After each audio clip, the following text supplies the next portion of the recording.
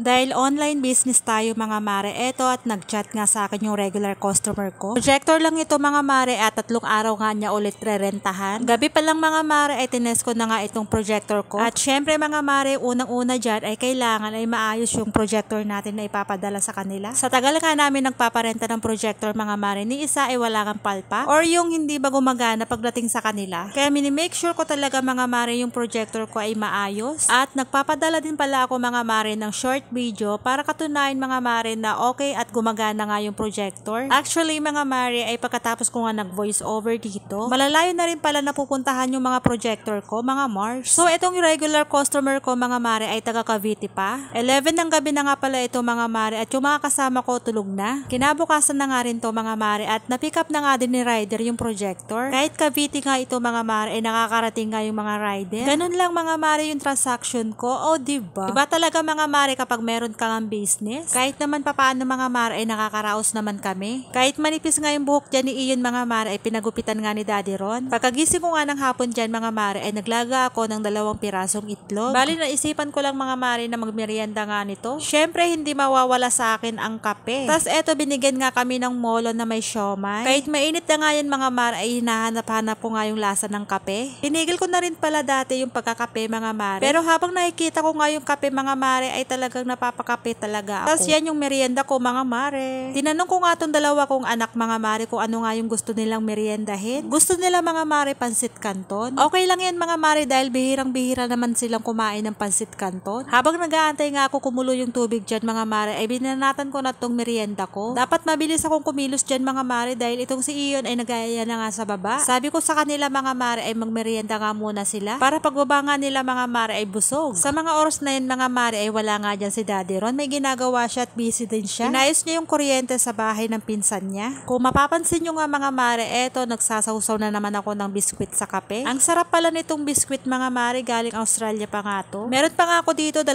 pack na biskwit. Naku mga mare, ang sarap talaga. Grabe. Bali hindi na pala ako maghahaponan dyan mga mare dahil busog na nga ako. Diet din mga Mars. Ganito palagi yung routine namin tuwing hapon mga mare. Hindi yung palagi kang nasa loob ng bahay. Alam nyo naman mga Mars, kapag nasa loob ka nga ng bahay, panay gadget ang mga bata. Gusto ko nga sa kanila mga mare yung napapagod, pinagpapawisan. Para pag uwi nga nila ng bahay, syempre mga mare ay gutom sila. At sakto papakainin ko sila ng kanin. Kanin yung pinapakain ko sa kanila mga mare. Habang nasa labas nga kami mga mare, sakto naman si Daddy Ron nagluluto na nga ng ulam. Tagaluto namin si Daddy Ron mga mare. Syempre masarap siya magluto. Namitas nga pala dyan si Iyon ng bulaklak mga mare at ibibigay nga daw niya sa akin. Kita nyo naman mga mare, nasa likod nga niya. Ayan, at nagkukulitan na naman silang magkakapatid.